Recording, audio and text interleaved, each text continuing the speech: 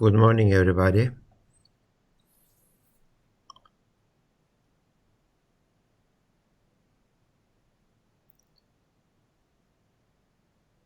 So we now know what a template is for C++. We said that at the beginning of this chapter. They are a way of abstracting the algorithms of classes or functions. You say that I have one generic algorithm, for example, for the swap values function. This algorithm is very simple, but it is type independent. The swap algorithm is going to be the same for any type, including integers, doubles, strings, money objects, or PFT arrays. Doesn't matter. If I am going to write a swap values function for any of them, I will almost write the same function. I will overload the same function over and over again with almost the same code. Only the types will be different. So what am I going to do? What I'm going to do is I will write this template. I will say that I have a type name T, okay, which is a generic type name. And I will take these T references and I will do the swapping. And when it comes to calling this function swap values, all I do is I call the swap values function with two integers. When I call them with two integers, okay, during the compile time again, when I call them, I mean during the compile time. When I am compiling line 22, the compiler says that there is no function named swap values that takes two integers, but there is a template. Can I instantiate this template? Yes, I can. So I am going to instantiate it with by replacing t's with integers, with ints. In that case, the swap values function would be automatically overloaded. Okay, when I am compiling this line 29, I will do the same thing, this time with the characters instead of integers. So after compiling line 29, I will have two swap values functions, one for integers, one for characters, and they can be called and they can be used anywhere in my program. Okay, that's what we said last time. Okay, let's go back to the slides again. Okay, so templates are nice, and they are written like regular functions, only they don't have most of the time, other than, okay, let's get this one. Most of the time they have generic types, but if we like, we could of course put our concrete types in there too. We could say that shows type is a templated function, but the first parameter of that function is going to be an integer, definitely. There is no exception for this. But the second and third parameters would be any type suitable, as long as this stream insertion operator works for them. Okay, as long as the stream insertion operator works for them. So it could be any type. And of course, stuff 2 and stuff 3 should have the same type. They cannot have different types. Okay, so that's the rule. So people usually use this technique to write templates. What they do is, for example, if I am writing a template for this swap values function, okay, template swap values function, what I do is at the beginning, before writing any templates, I write this for a concrete, nice, non-templated function like integers. Okay, I write this function and I test it with this by calling it with integers. It tested, it works fine. Then what I do is I replace these integers with t's. Okay, I change it. Okay, I change these and I put this template header at the beginning. Now it becomes a template. So what I'm saying is that you don't start writing templates as templates at the beginning. You start writing them as regular functions, and you test them with integers or characters, whatever you want. If it works now, you can generalize them. That's what you do. Okay, so I'm going to erase this one. Now I have a templated function. So that's good. So templates have their headers like this one. And if I am writing some templated functions, let's say I am going to write some templated functions for sorting. Here is an example, sort.h from the book. You remember this one? It says that I am going to swap the given two values. Okay, good. So these are swapped, no problem. After these are swapped, what am I gonna? I can use this function anywhere I like. I have another function here, sort. Sort says that I will sort an array of type T, okay, and the size of this array will be number used. Okay, so this is a generic sort function. This is a generic sort function. So the precondition is this. Number used is, of course, less than the declared size. And array elements from A0 to A number used have their values. And the other precondition is the less than operator should work. Okay. So whatever this type T is, the less than operator should work. Okay, the less than operator should work. So remember our pet class. This sort function will not work for the pet class. Question: does the swap values template work for the pet class? Does the swap values function? Let me go to the definition of the swap values again here. Does this swap values function work for the pet class?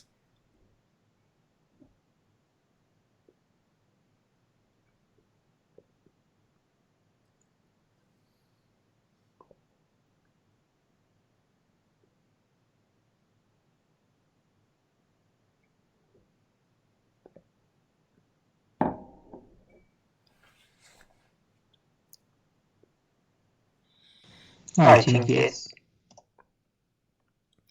It should work, right? Why? Because for the pet class, let's say variable 1 and variable 2 is of type pet class.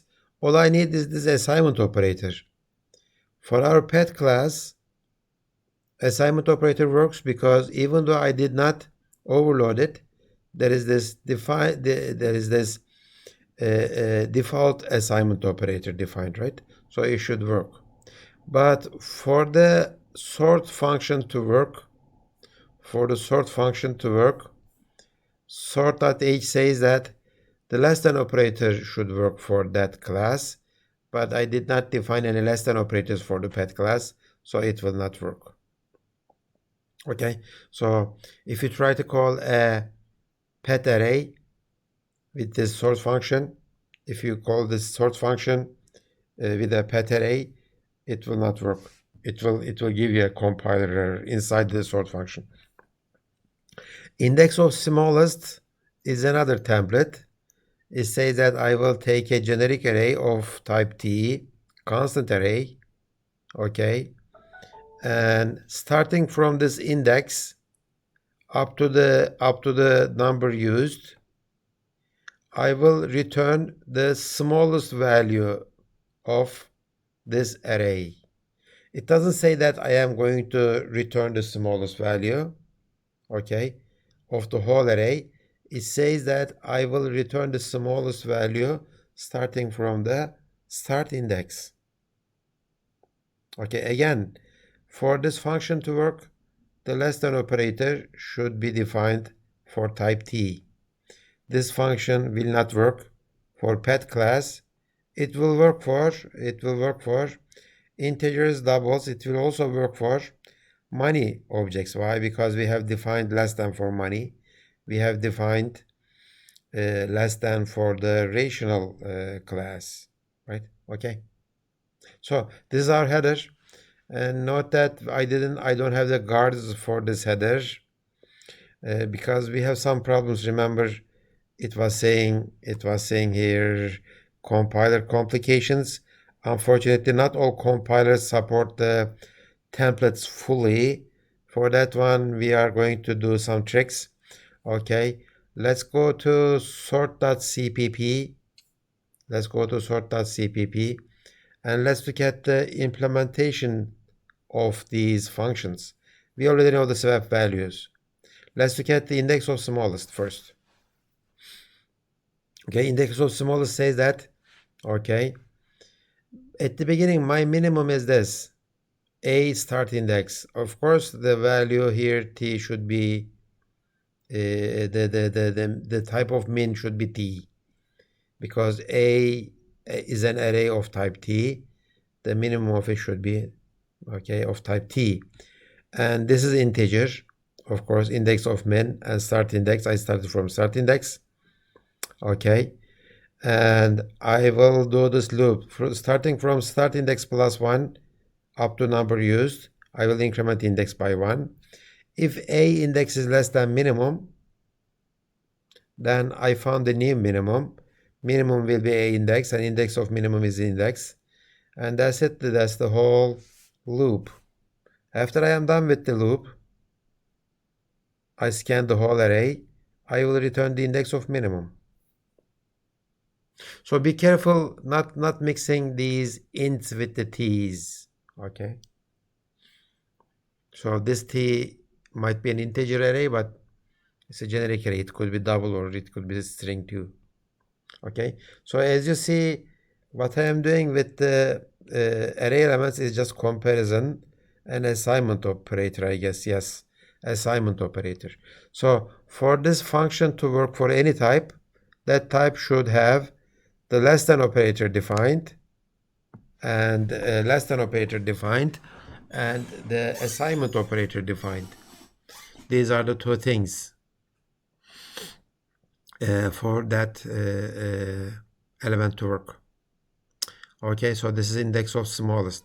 So why did I write this function? Because I am going to use it for sort function. And here is our sort function. Sort function is very simple. It will pick the smallest value first of the array. Okay, starting from the beginning.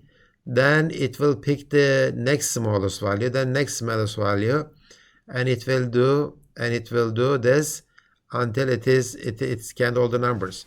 So I have a loop here. Loop say that start from index 0 to number used -1. And at the beginning, find the smallest of whole array starting from index 0 at the beginning, number used. When I get the index of smallest, I will swap values of the index position, which is 0 at the beginning, and the index of the smallest. Okay, so I find the smallest in the array first, and then I find the smallest in the remaining of the arrays, and the smallest in the remaining, and smallest in the other remaining, etc., until I reach the final element, which should be the largest. Okay, so this is our templated sort function, and it looks like what do I need for this function to work? All I need is well, it looks like I am not using any elements of the arrays in any operation other than calling these two functions, index of smallest and swap values. Okay, and I don't use the type t in any other place. But index of smallest says that for me to work, I need the less than operator defined. Swap value says that for me to work, I need the assignment operator to be defined. And that's it. So that's why the sort function needs the less than operator defined on the type T. Okay. Okay, any questions so far? Any questions?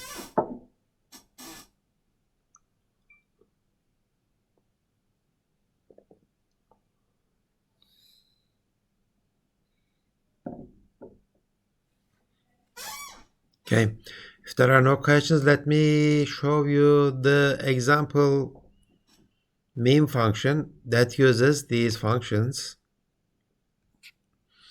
Okay, so as you see, okay, let me try to fix the code from, I mean, I'm not going to fix the whole thing, but unfortunately, I will have to do this. Okay, so I will include sort.h, which I do all the time. Then I include sort.cpp. We never did such a thing. This is a very bad thing. Okay, including a source file in your another source file in your source file is a bad thing. But in this case, I mean, what is the regular thing? The regular thing would be compile this file that contains your main function. Also compile sort.cpp separately and link them later. But most of the compilers need to see the implementation of the template functions when they are being instantiated. For example, when I call this sort here, okay, when I call this sort here, what was the meaning of the template instantiation? The compiler says that, okay, sort must be a function. Is there a function named sort that takes an integer array? Okay, no. Is there a template that I can instantiate? Yes, there is. So the compiler goes to the implementation and instantiates it. That's why it needs to see the implementation of the sort function, unfortunately. Okay, so well, it doesn't have to be this way. I mean, if the compiler is sophisticated enough, it doesn't have to see the implementation. There are ways of working around this problem, but they did not implement it. So unfortunately, this is what we are going to do. We are going to include our sort.h, and then we are going to include sort.cpp, so that compiler, while I am compiling this main function, can see the implementation of those functions: sort function, index of smallest function, and the swap values function. Okay, so the first part of this main, it has a array of size 10, and it is a random numbers in it, not sorted. I print them out first, and then I call this function sort. Okay, the compiler, when it compiles line 19, it says that I am going to instantiate sort, and the definition is sort is implementation of sort is available because I included it, and sort says that I am going to do all of these. But when the compiler compiles this program, when it sees index of smallest, what does it say? Okay, I am going to instantiate this index of smallest. Okay, index of smallest here, it will instantiate it, and then it needs to instantiate swap values for integers too. Okay, so while I am instantiating sort, I will instantiate these two functions and come back and finish up compiling sort, and then it will compile these, and it will print out the sorted integers at line 21, 22. And I'm going to do the same thing with the doubles. When I come to this sort, okay, again the same thing will happen again. And when I come to sort with characters, the same thing will happen again. Okay, question for you.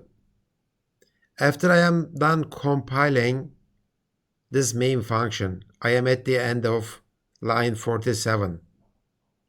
How many functions did my compiler compile?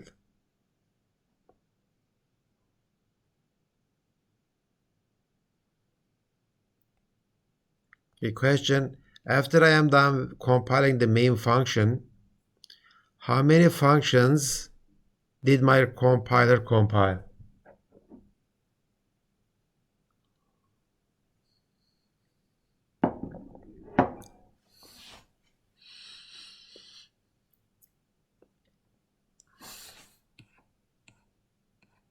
Here's your main function.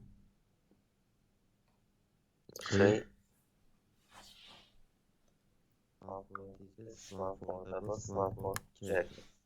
And one main function. Main function is one. 3 sort functions compiled, but we need more. Not just 3.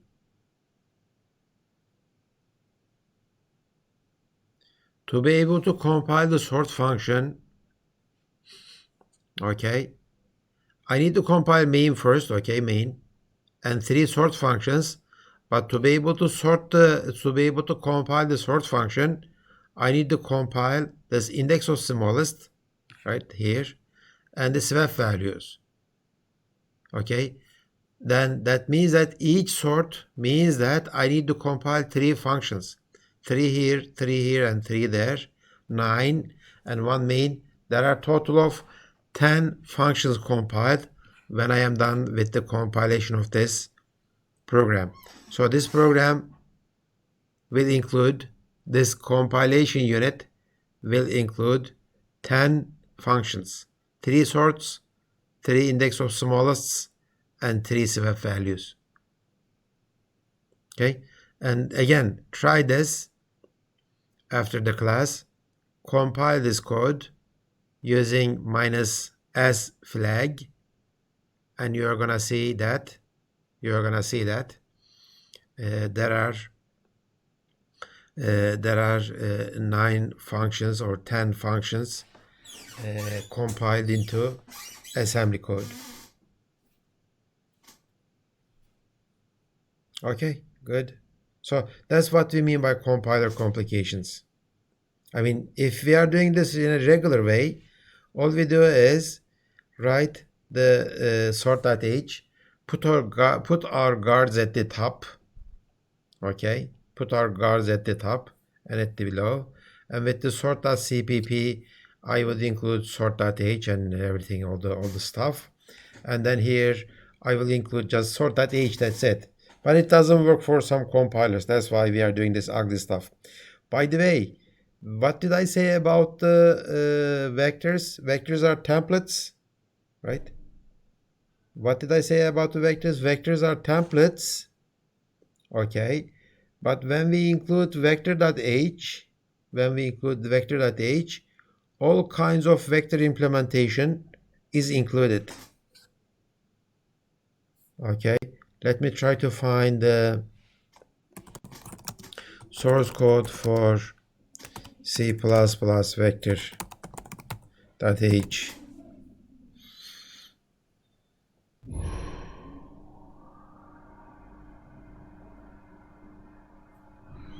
When you include vector.h,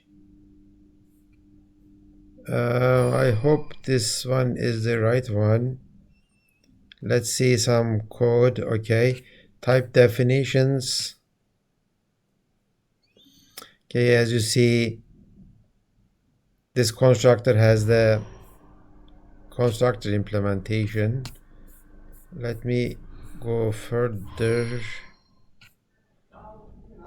These are all definitions.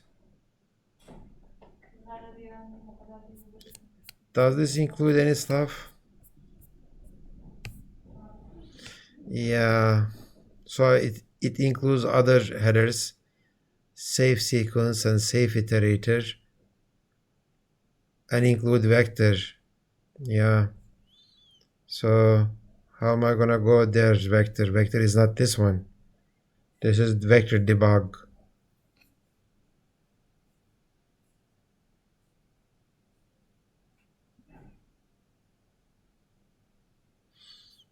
Okay, maybe this one.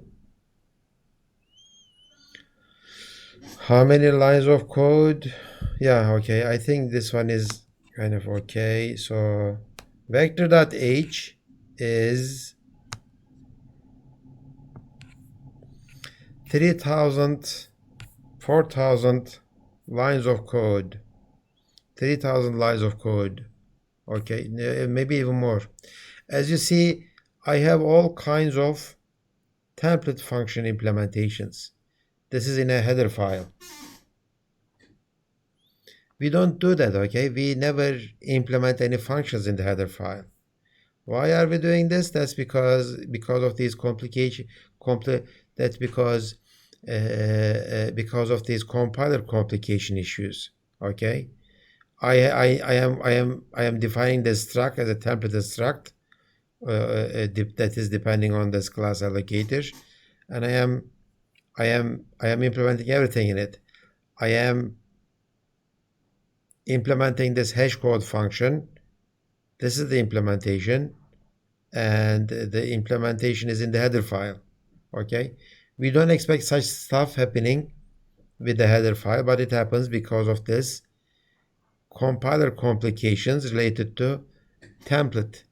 Okay, templates, compilers are not sophisticated enough to handle these kind of template headers. So what they do is they put everything. So what they do is this: they took all the source code, and you are going to do it this way too, unfortunately. They took all the source code and they put them inside this header. Okay, now my sort.h will have all the template headers and the template implementations in my main function, that the file that contains the main function. I include sort.h. That's it. So the usually user of this sort.h doesn't know that, or doesn't have to know that this sort.h includes all the implementation about sorting. Okay, so this is what we do. Again, this is something that we don't like, but we have to do it because the compilers do not support the templates all the way. Okay, good. So let's continue. The book says that it depends on your compiler how much your compiler supports templates. But this much, the solution that I gave you is supported by all the compilers. I mean, including the header that includes all the template implementations. Okay. So the most usable template program layout is, okay, template definition in the same file it is used. And you include it. So the template implementation and the client code for the template will be in the same compilation unit. Good. Okay. So yesterday I had this question. People said that can we have more than one types involved in a template? Yes. You could say I have two templates types, T1, T2. And although the book says not typical, it is perfectly typical. You will have many cases like that. Remember the vector? Oh, I wish I didn't. Okay. What did I say?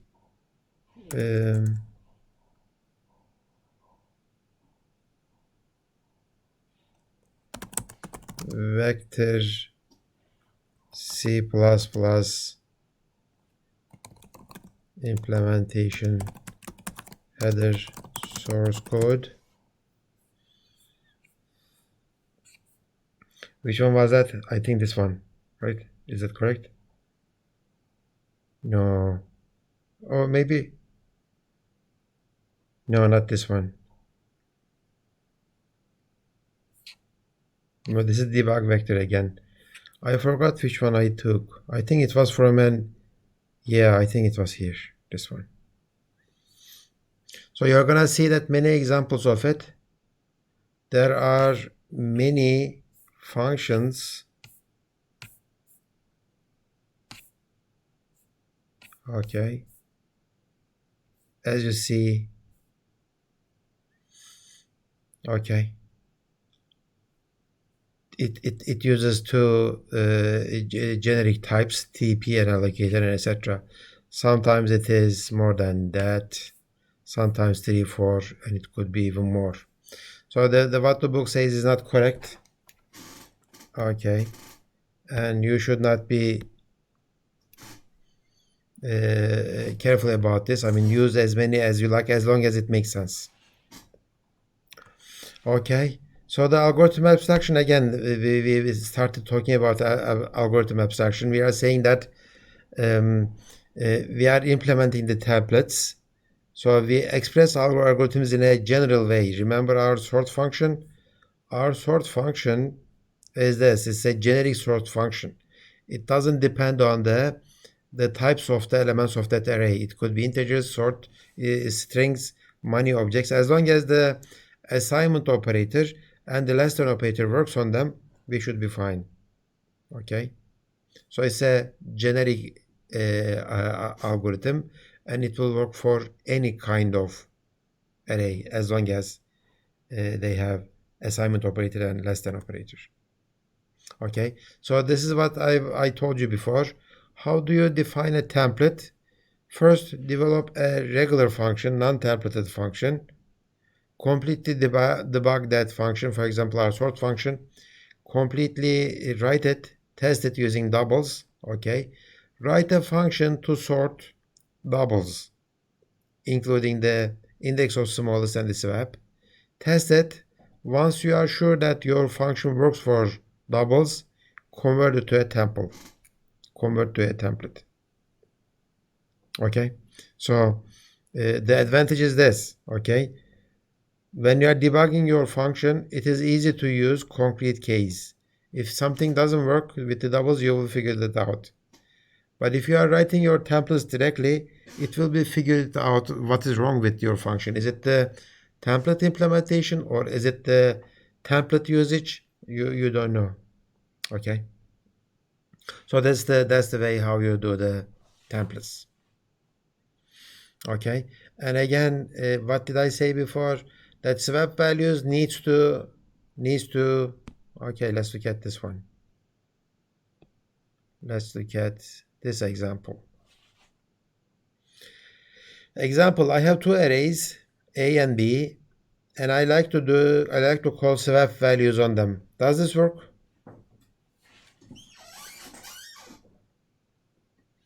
I like to call swap values on A and B to swap.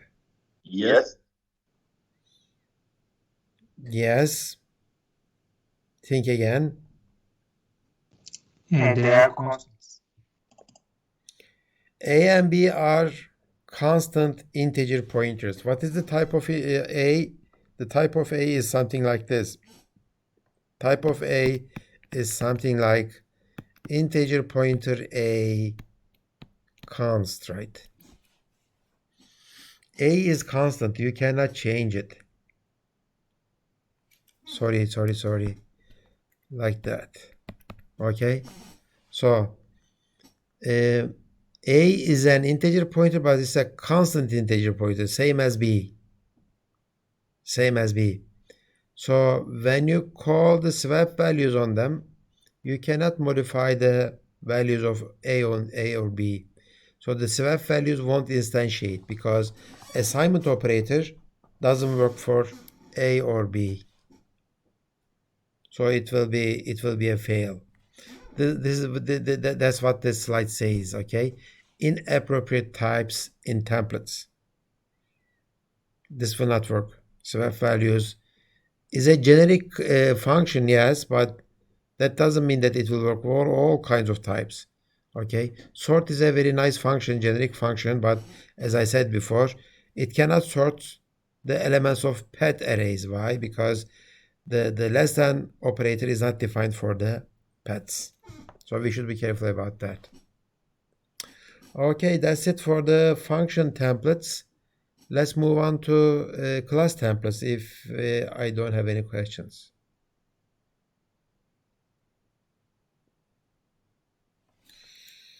Can we make operator overloading with templates? Sure, why not? I mean, you could write a let's say template class T, okay, Boolean operator less than const T reference P1 and const T reference P2. I have two parameters. Okay, tell me how you would implement this one. How you would say that P1 is less than P2. What should I return? I mean, syntax allows it, but in terms of implementation semantics, what does this mean? I mean, if I am going to return P1 less than P2, well, this is the same thing again. It is going to be an infinite recursion. So for generic types, it is not easy to write this less than operator. But if you like, you could do that, right? I mean, if you know what to write in there, then this should work. Maybe I just say return true. How about this one? So that way, I have a generic less than operator that will always return true. So the sort function will compile for arrays of pet. It will compile, but when it comes to the runtime, it won't do anything. I mean, when you compile it, you don't expect anything meaningful out of the sort function. Well, maybe that makes sense, because how do you sort pets with respect to their ages, with respect to their names? Maybe, I don't know. I mean, nobody knows it. So, but the answer to your question, yes, of course, you could write templated operator overloads. Yes, that's possible, but it should make some sense, right? So the code that I have written here doesn't make much sense. So Yusuf Taha says, sir, is compiler compile the whole defined library even we don't use any of its functions? Yes, Yusuf, remember what we did? We included IO stream in our very simple program. Our program was like maybe 10 lines of code. When we included that IO stream header, our program became 30,000 lines of code. How much? How many? Do you guys remember? Tens of thousands of lines of code it became. I know F unit, see? This F unit. Test.cpp is simple. I think it was cat test.cpp. Okay, it was this simple. Okay, how many? Okay, let's test.cpp is 15 lines of code, and this F unit CPP is 28,000 lines of code. Yes, that's what happens. Your 15 lines of code would become 30,000 lines of code, and that 30,000 lines of code has to be compiled. So it decreases efficiency. Well, it decreases the compiler efficiency, but not your compiled code efficiency, because compiling all of that code doesn't mean that all of that code end up in your final compiled code, because most of them will not be useful. I mean, if a function is not called in funit.cpp, compiler will not put that code in your executable file. Okay, let's say G++ test.cpp. Okay, I compiled test.cpp. And as you see, my a.out, which is the compiled code, is very simple. It is just 8 kilobytes of compiled code.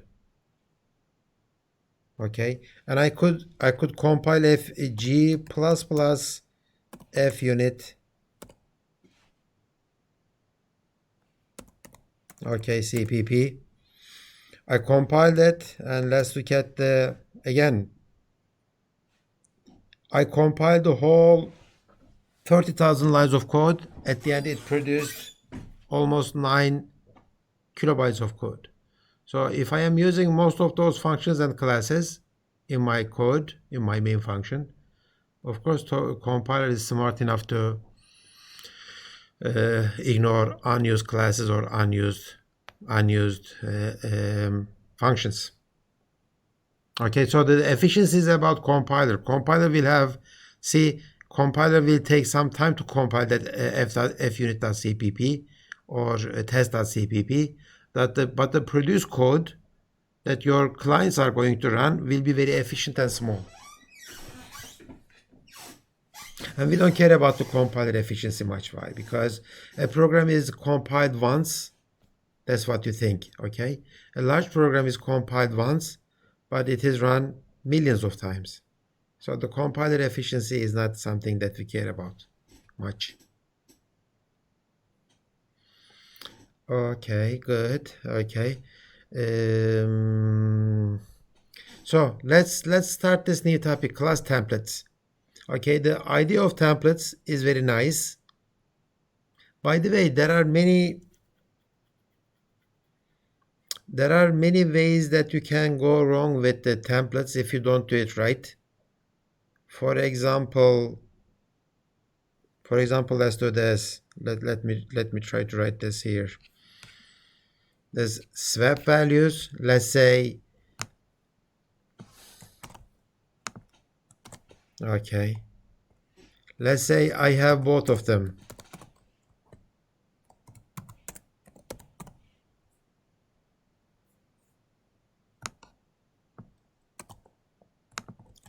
In my program, I have the swap values function that works for integers and the swap values template.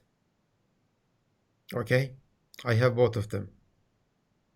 It could happen. Okay, this is a function, regular function definition.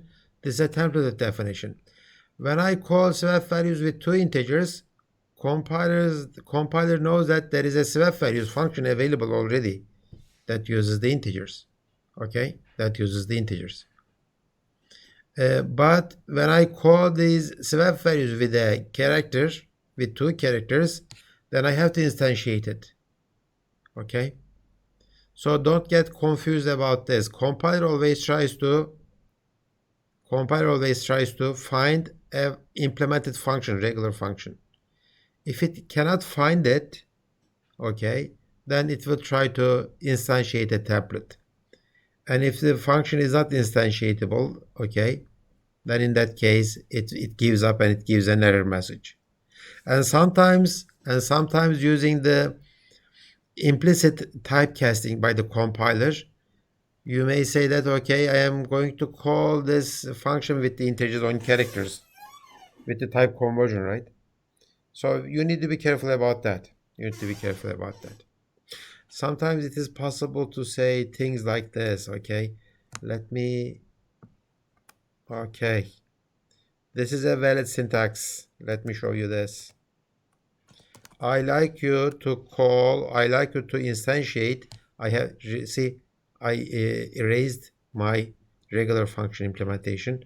Here you are saying that, okay, I am telling you to instantiate the template with integers. And you could say here, I am telling you to instantiate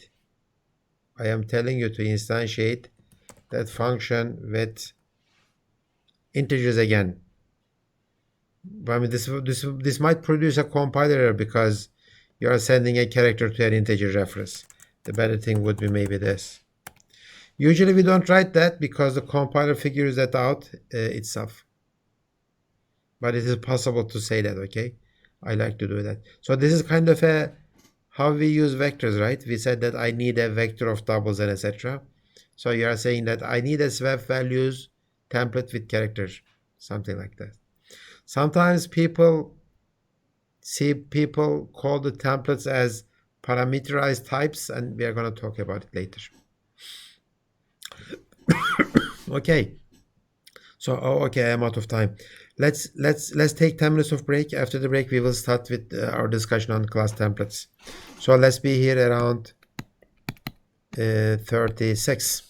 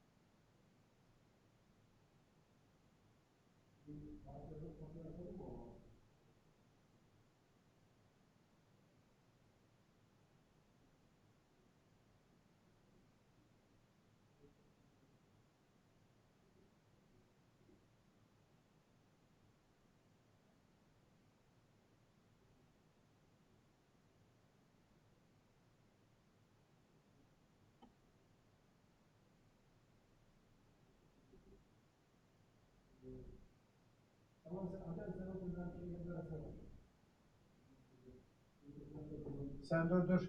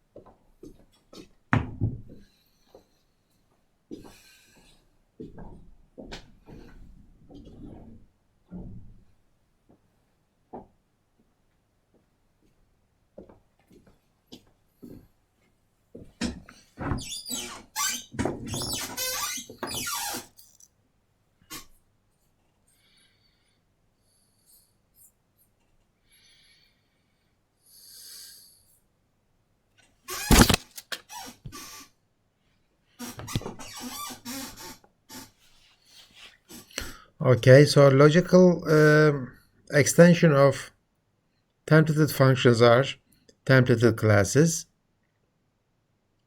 Here, by templated class, what I mean is we may define a class in a very generic way, not depending on types, and later we can instantiate those class definitions. Okay, we have been using such classes all the way from the beginning of the semester. Actually, our vector class. Okay, vector is a vector of what? Vector of integers, we say. Instantiation of a vector class. Okay, templated vector class. So you are saying that I want a vector class, but it's a vector of integers. Now v is an instance of that class. So we are gonna see how we can write such classes. Okay, once we define such templated classes, we can declare objects of those classes like we are doing with the vectors. Okay, so let's see an example. Here is an example.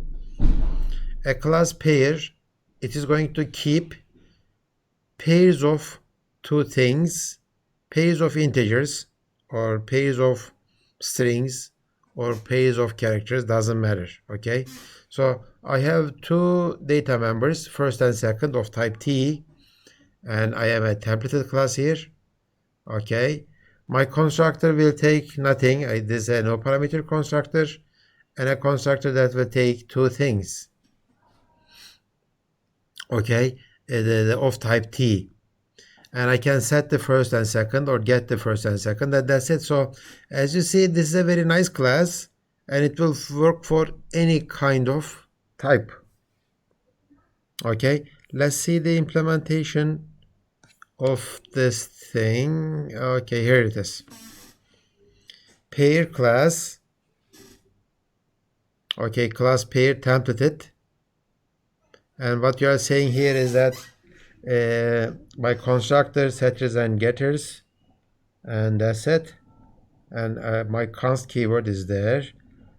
And just to make sure that this will work efficiently for large types, for example, let's say I like to have a pair of money objects, maybe in that case I could do this constant and reference, right?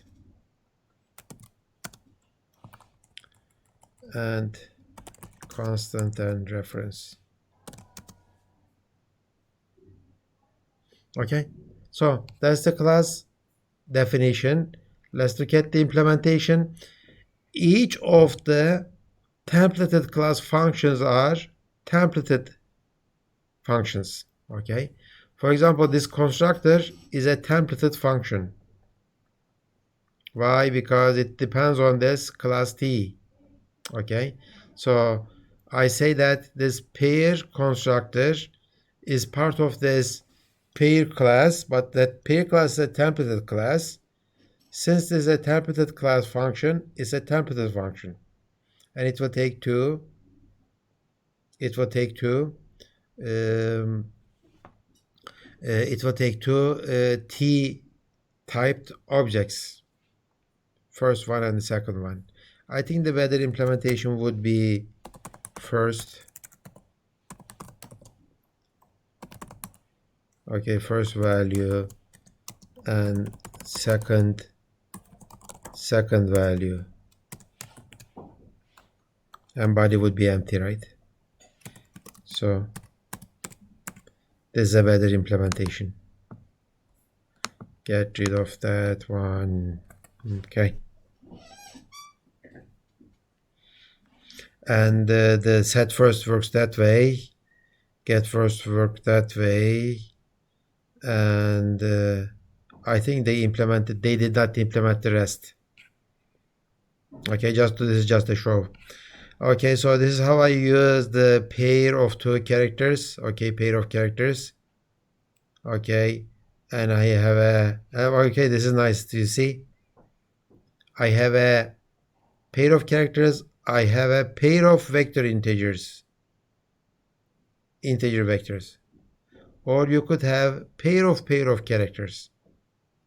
This is nice. How can we use this second one, P2? Let's use the P2. I like to use P2. See out. Would this work? Okay, question. Would this work? P2 dot get first. Does line 47 work?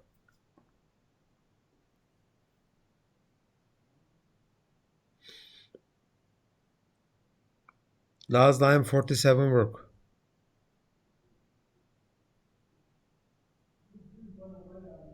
Oh, okay. No. Get first. Get first. Okay, now I fixed the syntax error. Get first returns the first. Does line 42 work?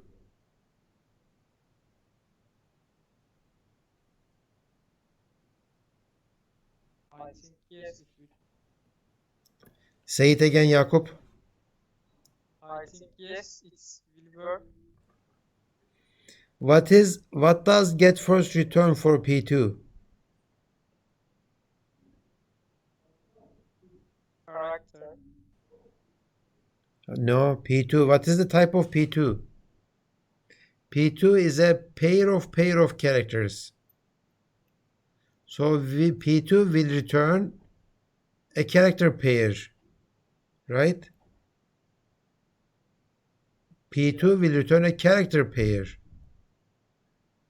And I don't know how to print a character pair. So I need to do is get first. Right? If I do that, it will work. Because this is a character now. Okay?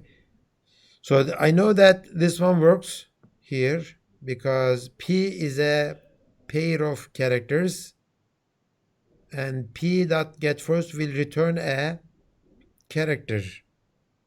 But if you do P2 dot get first, is going to return a pair of characters, and I don't know how to print a operator stream insertion is not overloaded for pair of characters.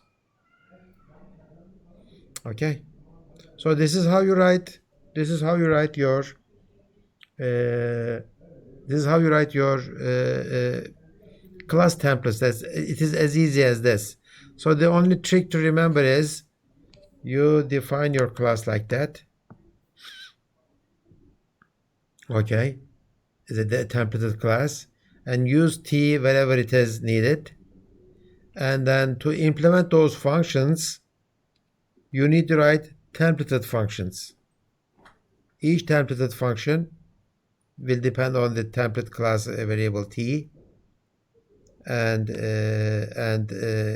you will repeat this for all the class functions. Okay, good. Anil Mert has a question. We can't default template functions, right? Can it convert 0 to 0.0? Oh, okay. Maybe I don't know when he asked it, on what context he said. He says that can we have a default value for this one? Well, I mean, it is difficult to have default values for the templates. Let's start from the, okay, when we say 0,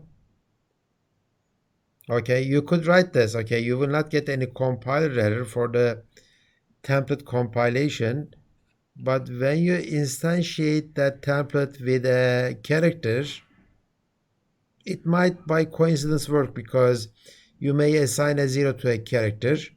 It might work, but let's say you are trying to do this.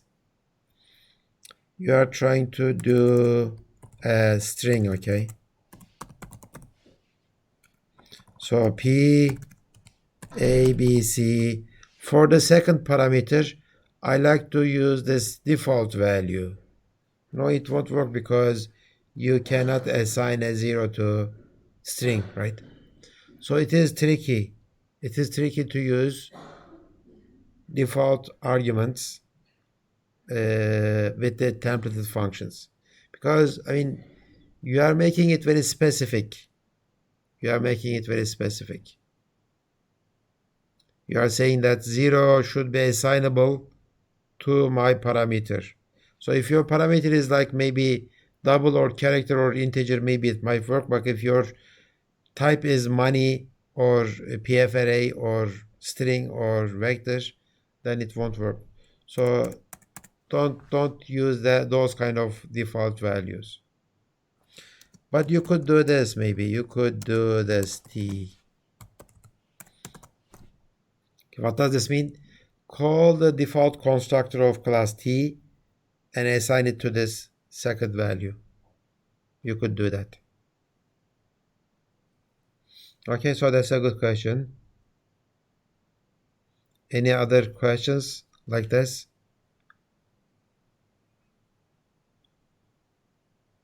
Any other questions?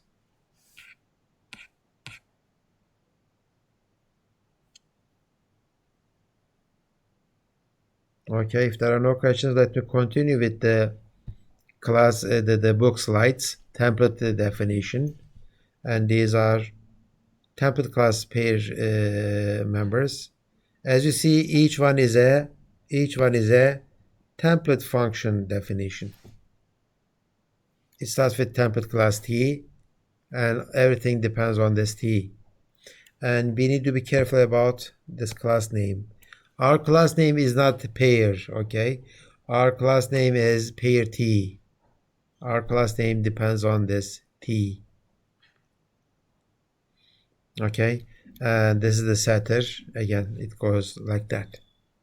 And I can, of course, write pairs of integers, pairs of characters, etc. Or pairs of stuff, doesn't matter what it is.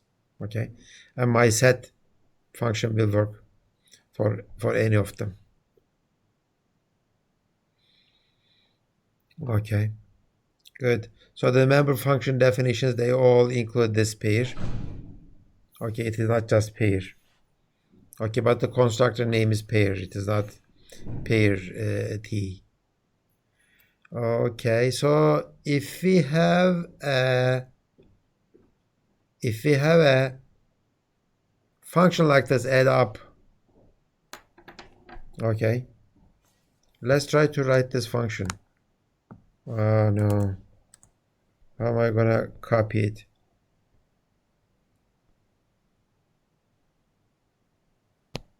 I am trying to. Okay, let's try to. Okay,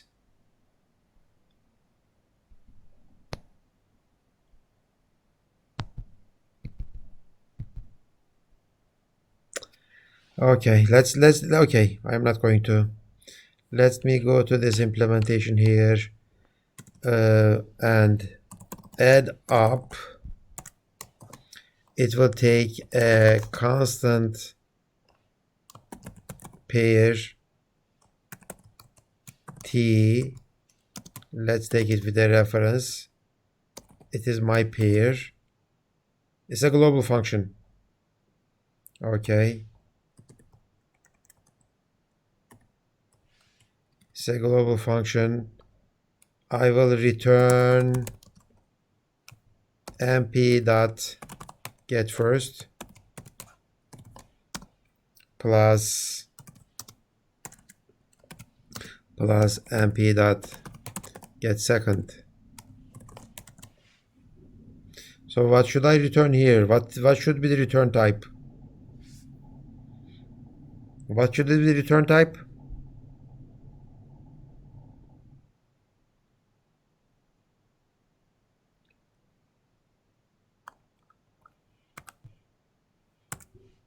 What is the return type?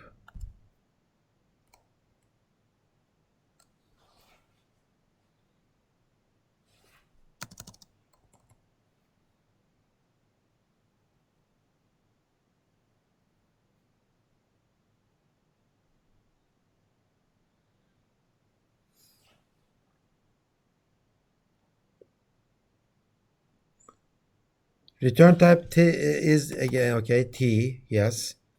Mehmet Hussein, I am not sure about auto because I am not sure if the compiler is smart enough to go to the return statement and figure that out, because you may have more than one return statements in your function and compiler is going to have to check all of them. I am not sure auto works that way. But you try it, okay? Maybe it might work. Okay, so I am returning a T. Of course, this is a templated function. Okay, this is a templated function because it is using a templated class as its parameter, and rest is defined that way. But the book says that, okay, if I have a function like this, an add-up function that takes a integer pair, okay, that takes a integer pair, okay, let me put the underscore here so that the pair, okay, that takes an integer pair as a reference, it will work. And this add up function is not a templated function, okay, this add up function is not a templated function, okay. The one that I wrote is a templated function because it depends on T. It will work for any kind of T that the addition operator is defined, right? Any kind of T that's the addition operator is defined, but this one is specific for integer pairs, and that's why it is not templated. So one example here, and this is the one that I have implemented. And precondition is operator plus is defined for values of type T. Without the plus operator, this will not work. Okay. So again, restrictions on type parameters. Let's go to our implementation or definition of class pair. So what kind of types T is possible with this class? Could somebody tell me what do we need for this T types so that pair T would work? I know that it would work with integers. I know that it would work with strings. I know that it would work with characters. Okay, so what is the precondition for this class to work? What is the precondition for type T? What do we need to have? I don't use any plus operators or less than operators. Just tell me what is needed for this template parameter T.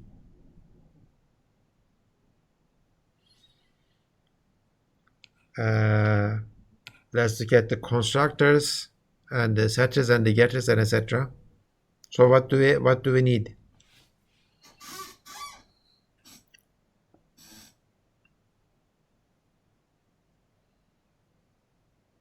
T has to have, let me show you here. T has to have the assignment operator defined. Okay, usually we have our assignment operators defined for the classes because there is an assignment operator. But it has to be there, okay? What else? What else?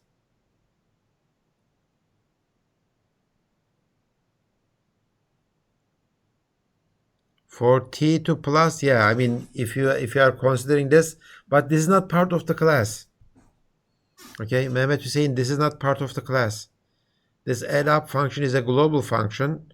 It's not part of the class. I am talking about the class. Okay. Other than that, what do we need for this class to work on types T? What kind of T's do we need to have? Assignment operators, that's one thing. The other thing is what? Look at the implementation.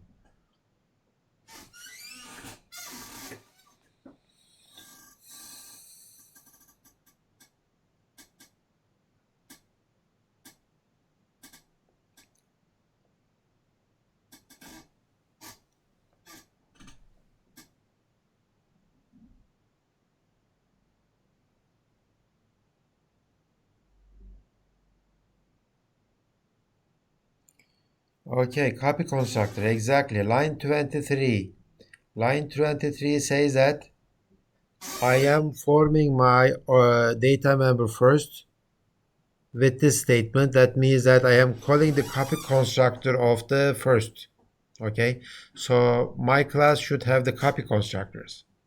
But I know that in C++, copy constructors and assignment operators they have their default values. So this class is a very nice class actually. This class should work even for cases like class A, and that's it. It even would work for this kind of classes. Okay, so unless on purpose I did not hide my assignment operator and the copy constructor, unless I made them private on purpose, this class pair should work fine. Okay, good. Okay, good. Let's go back. Okay, so sometimes people do that kind of stuff. They say that okay, using pair int like this is troublesome. I don't know how to use that angled brackets.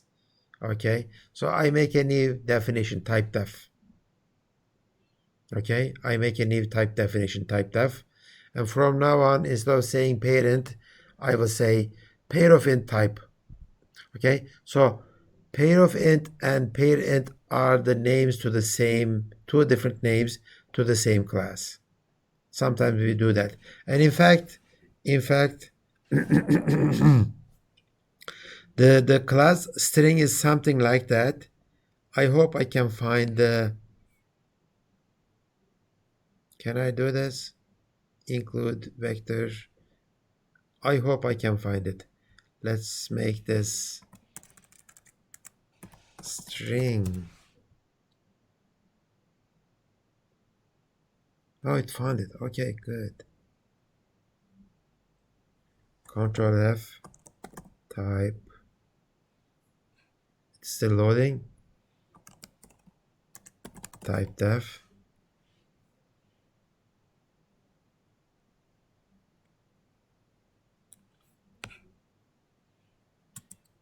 There are a total of 23 of them.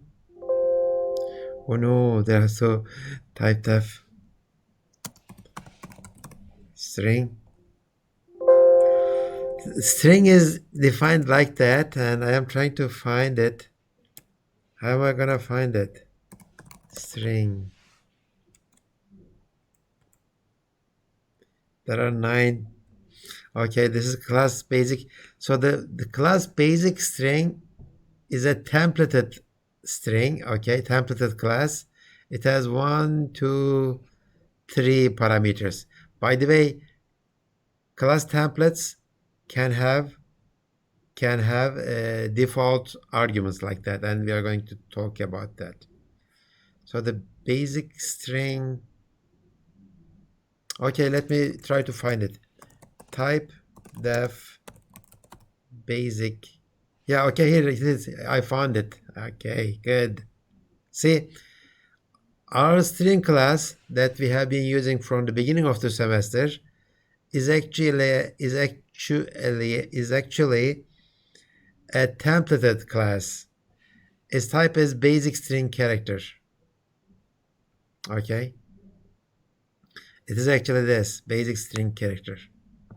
And there are other types of strings such as white strings or U16 string or U32 string. These are good for representing strings of characters that are not in ASCII character set, such as the Turkish letters, right? Such as the Turkish letters. Okay, so we have been using the string as a type def, but it's a templated thing. And maybe we will look at this basic string sometime. Maybe you can look at the basic string yourself. Basic string behaves exactly like a string, okay? And if it's a character string, it becomes our string. But let's say if I have a basic string of integers, I can have it. Basic string of integers, that's fine. I can have a basic string of, let's say, money objects, and that will be fine. So I could do things like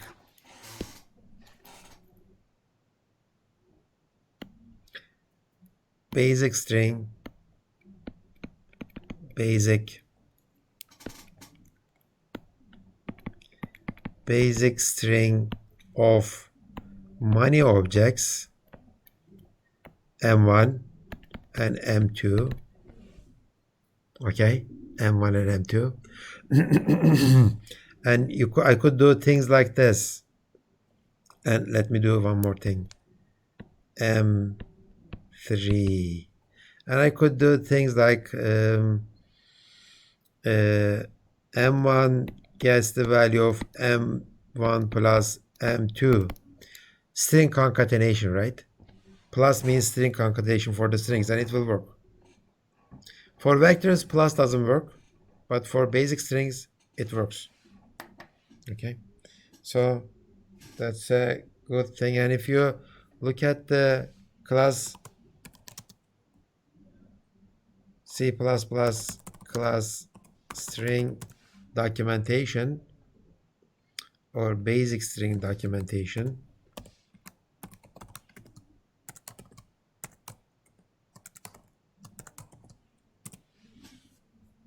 okay,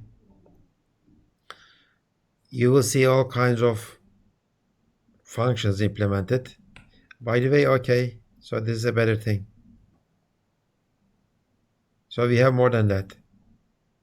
All those strings, and C++20 added this U8 string, and I have other string types.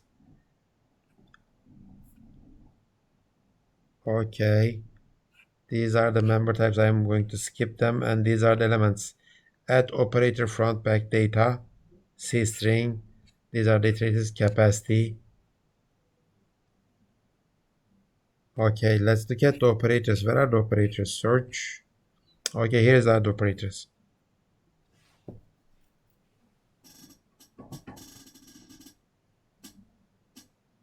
Okay, so plus concatenates two strings together, and equal to defined for all of the strings. It makes the comparison. For some reason, for C++20, they removed these operators for the string. Okay, and all of them, the string insertion operator works as long as string insertion operator works for the basic type T. Okay, good. So this type definition thing is a common thing, and it is used in many places. And in fact, we have been using our string class as a type def. Okay, and the friend functions and templates, okay, it will work with the, if I have a template and if I have a friend function for a template class, and everything is regular, okay, so it is very common to have friends of template classes, friend classes of template classes, or friend functions of template classes. They will all work. Okay, so I didn't have to look actually. We have this class basic string character is a string, and if you like, you can have strings of your class. Basic string is there. We looked at it already. Okay, so the rest of the stuff is like, before looking at the rest of the stuff, templates and inheritance, before talking about it, I like to show you the example from the book. The book says that okay, do I have it here? PF array, yeah, that's good. Okay, let me close this one and close this one. No, how about this one? This is P, right? Yeah, okay, let's close this one too. Okay, let me open the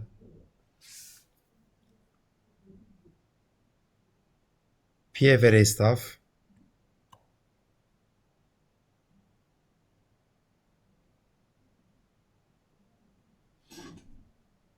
Okay, so remember our PF array.h. It was for doubles, right? Now I like to generalize it, and I like to use it for any type of class. So what I do is I make it a template class T. It is class PF array, right? And then I my constructor that takes a single parameter, and it makes a good sense to make it explicit. Okay, I don't want to convert from integer to a PF array. Okay, and I have a copy constructor. Good. And my elements and everything. So I did not change, as you see, I did not change my header file much. Other than that, I don't have a double pointer in my private section. I have a T pointer. I don't have a double pointer in my private section, but I have a T pointer. And my operator index doesn't return a double reference, but it returns a T reference. Okay, again, the assignment operator, of course, it needs all of this stuff. Okay, so this is my class, new class, PF array, templated PF array. How about the implementation of this templated PF array? The implementation is here. Okay, the implementation is here. I include pfarray.h. Okay, this was pfarray, including the guards. I have my pfarray.h, and I implement all of these functions as a templated function because each of them is part of this pfarray. Okay, instead of double, I write just t capacity, no problem. Okay, and this is my copy constructor. Okay, I'm being very careful about these doubles to t's. It looks like I copied this pfarray CPP, pfarray CPP, and I replaced all of t's, all of doubles with t's, right? This is my copy constructor. Add element works as usual. The code did not change at all. It is exactly the same code because I did not use any doubles in it. And full is exactly the same, but still it is a templated. And this one is templated. All of them are templated. Operator index, again, I don't see any the letters T in there. Okay.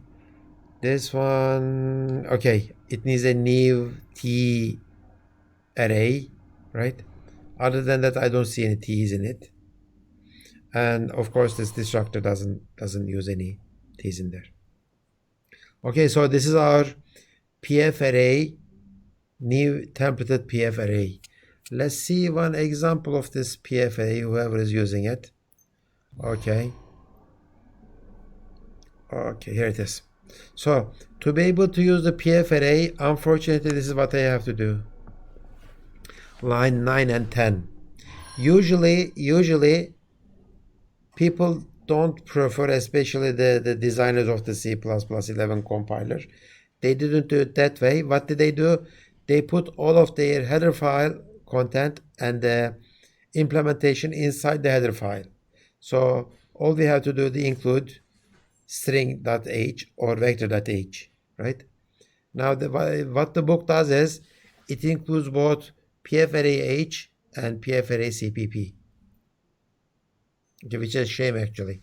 We shouldn't do this, but I told you the story, the whole story. Okay, so again, since I am doing the namespace, I did pfarray savage. I have a using declaration, and I have a pfarray of integers, not doubles anymore. And I keep adding more and more elements up to 10. Okay, then I print them out, and I have a string of pfarray. I add up to 3 elements in it, and I print them out. That's it. Okay, so now I can have any type of pfarrays, including pfarrays of PF arrays of, let's say, integers. And this is possible. I could do that. So I wrote this code in a generic way. Now it started working for any kind of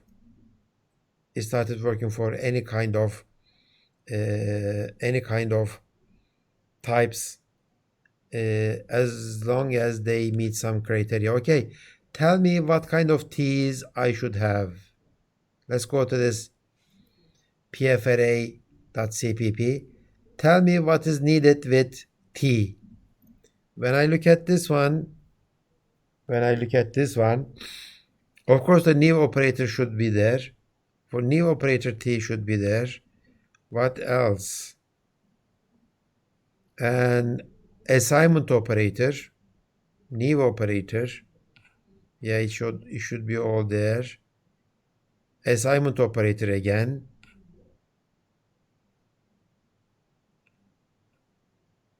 And I don't see anything else.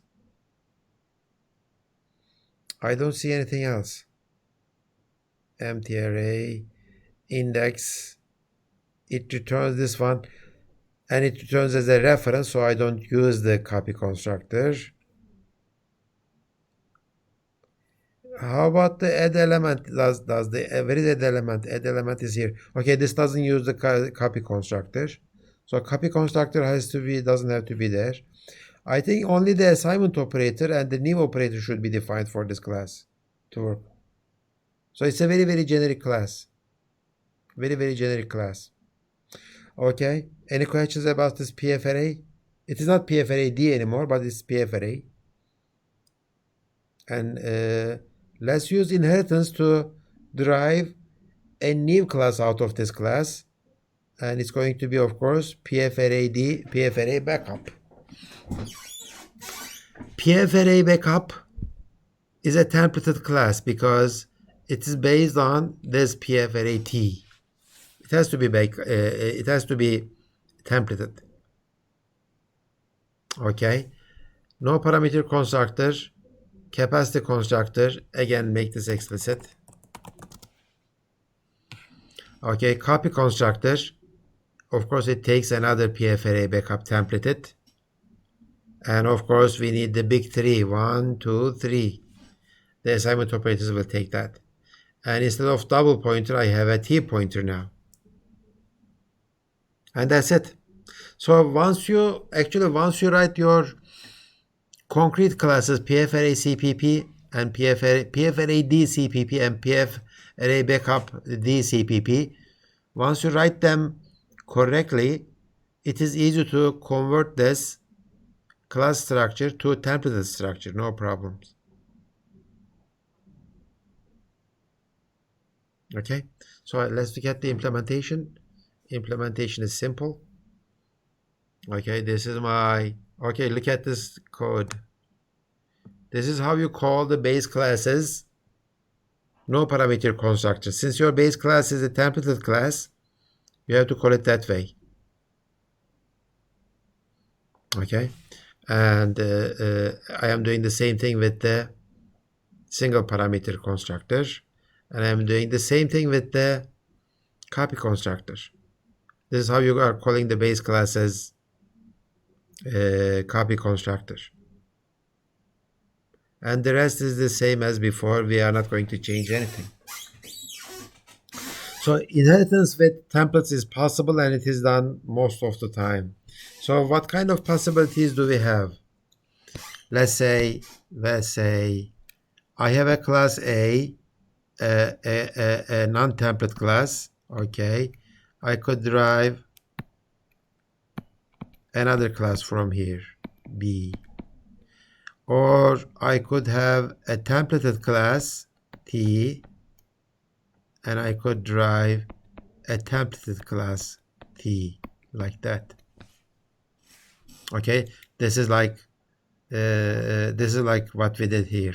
Okay, a templated PFArray class and templated PFArray backup class.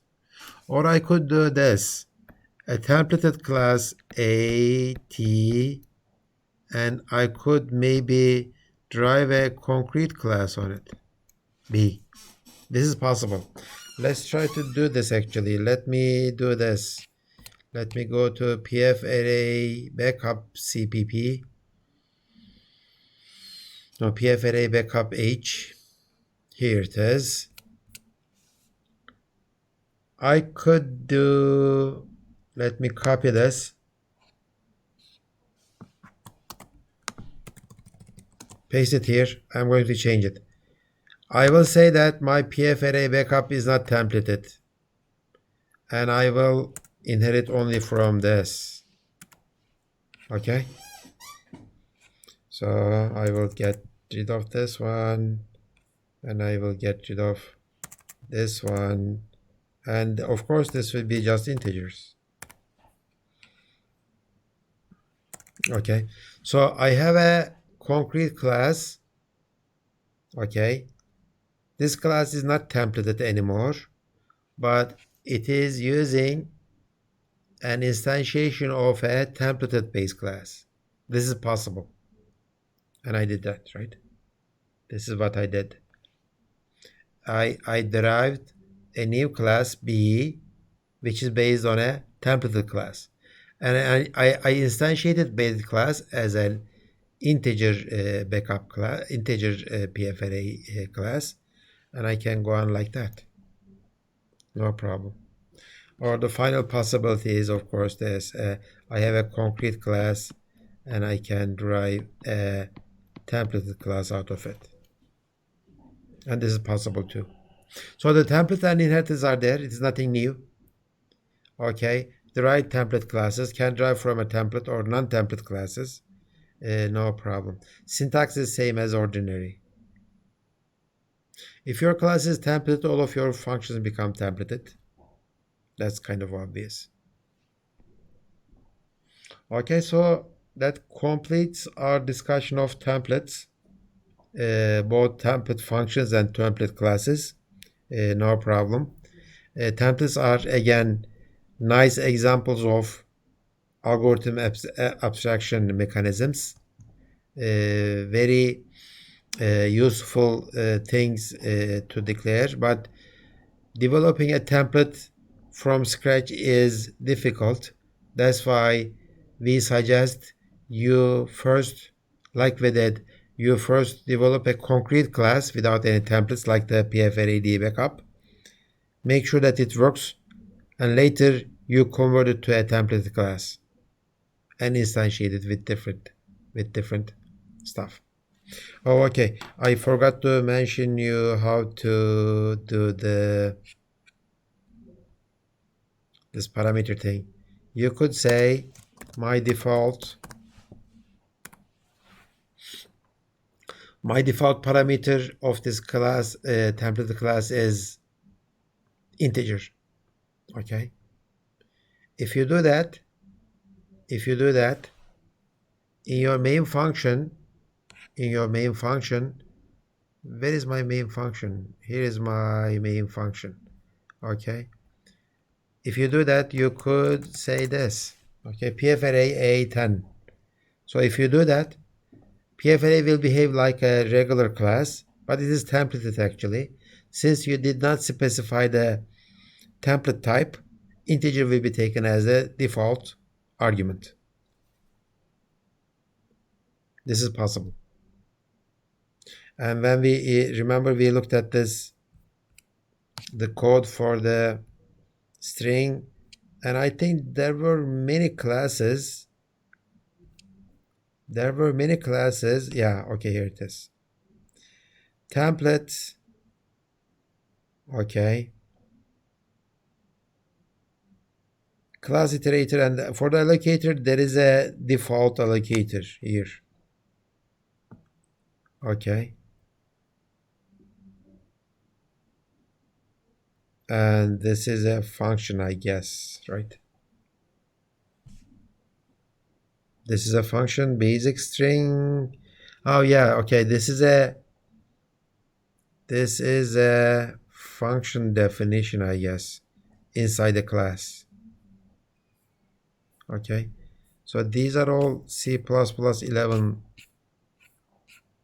Okay, these are all the C++ 11 additions. Let's try to find some stuff from C++ 11 code. Yeah, again, this one does it use any? No, this one doesn't use any default arguments.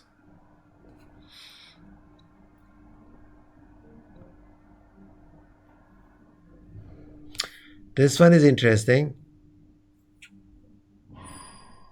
What kind of template is this? Basic string common, and it says that template bool. Let's go to the vector actually. Basic string but vector. I'm going to CPP. No, I am trying to find the documentation for vector. No. Okay. C++ class vector. Let's go to the documentation of C++ vector. Okay, and it's going to say it's a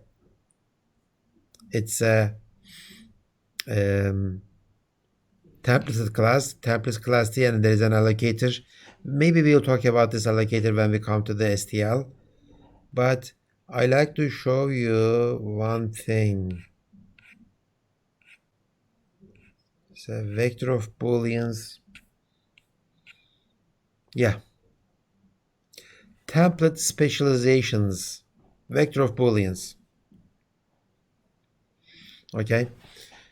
Well, how do you write a vector of Booleans? I don't want to use for each Boolean, because for each Boolean, I don't want to use a byte. That's too much space. So the regular vector implementation is too inefficient for vector of Booleans. So what they do is they write a specific vector class. They have something like this. Class vector, okay, and Boolean. Something like that. Okay. Class vector Boolean, and they are implementing it specifically for the Boolean vector. So when you need a Boolean vector, you are using the specific class. You are not using the generic templated vector class. For Booleans, there is a special class, and it is possible. That's what I'm trying to say. Okay. Vector Boolean. Class template specialization. And in this one, you have many of the available functions, but it's a special class. It's a vector class, but it's a special class. It doesn't behave like the other vector classes. You are being more specific here. Okay, good.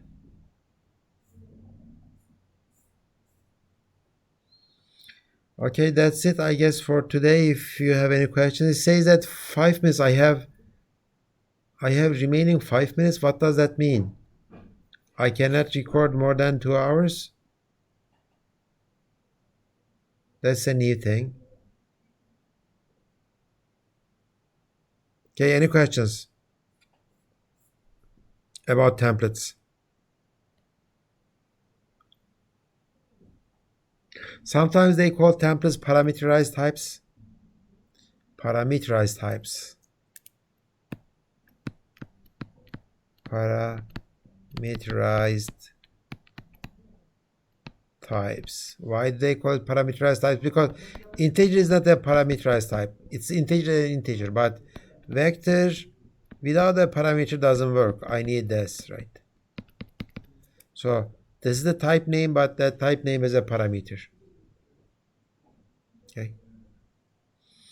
And sometimes I might have classes like this. Try to find what it is good for. I am not sure this will work for vector, but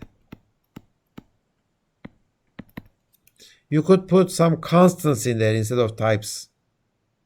It doesn't work for the vectors, but try to find, using the internet documentation, what I could do, okay, what I could do with constants inside these square brackets.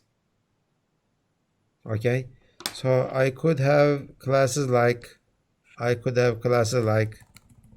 let's say my template, and you would say that is an integer. Okay, integer t. Weird, but it is possible, and it is going to be very useful for some cases actually. And you put constants in there, and I'm giving you an assignment as an exercise to figure out what this means, and under what kind of circumstances it would be useful. Okay, so if there are no questions, that's it for today. People stopped asking questions, and if anybody is asking questions, it's only a few people. I don't know what's going on with you. I hope everything is okay. At the end of the semester, this kind of things happens, but I hope you are following the lectures, because you're not asking me anything, and I hope you will get good passing grades at the end of this semester. But from my perspective, I'm kind of concerned. I'm concerned that nobody's asking questions, nobody's answering any questions. I hope you are doing okay.